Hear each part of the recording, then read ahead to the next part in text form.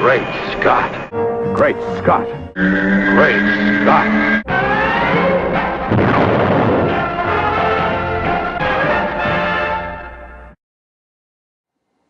Hello everyone, welcome to Great Scott. I'm Scotty V, thanks for watching. Today I'd like to present to you a theory regarding the DC reboot. Now I realize that they are rebooting the entire DCU, so some of you may not understand why I would say this. But my theory is that the changes to Superman in particular are having to do a lot with the Siegel and Shuster lawsuit that's been going on for years and years. Currently, the Siegel Estates are the ones perpetrating their case in court, and the reason is that they believe that Siegel and Shuster got shysted, and I think we all kind of agree that they did. What's going to happen in 2013 if court and rule stands the way it is that the Siegel and Shuster estates will gain 50% of the ownership rights of Superman. And if that happens, DC will lose lots and lots of money. Or we will lose our character, because my guess is that Superman, which currently isn't extremely profitable for Superman for DC as it is, they will stop producing as much Superman stuff. Superman could end up relegated to a third or fourth tier character, and what DC is trying to avoid is seeing that happen.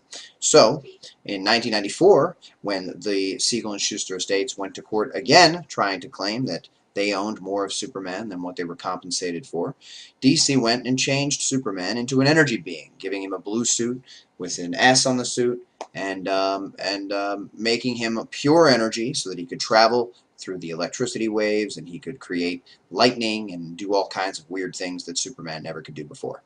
This would protect them from the Siegel and Shuster estates saying that DC is still using a property that no longer belongs to them.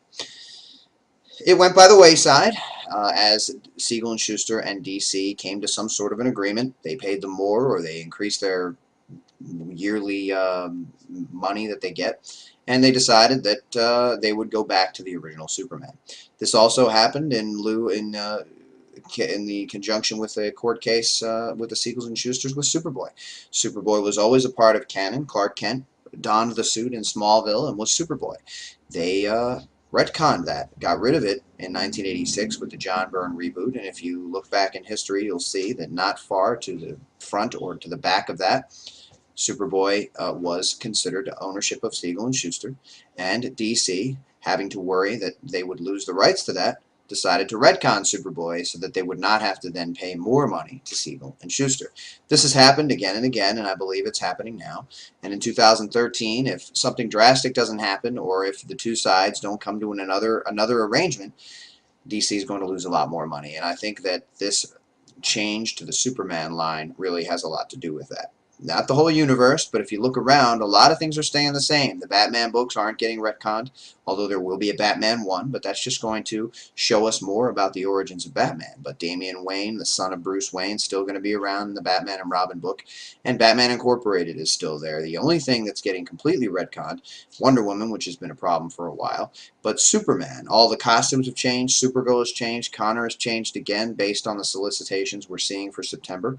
And I think the reason for that is that DC is trying to gear themselves up for the possibility that they may lose some rights to Superman as he stands now. But if they can make something like Electric Superman that will stand, that fans will like, I think they'll stick with that, and then they won't lose in court. But that's just my theory. Take it as you will. Remember, look up in the sky.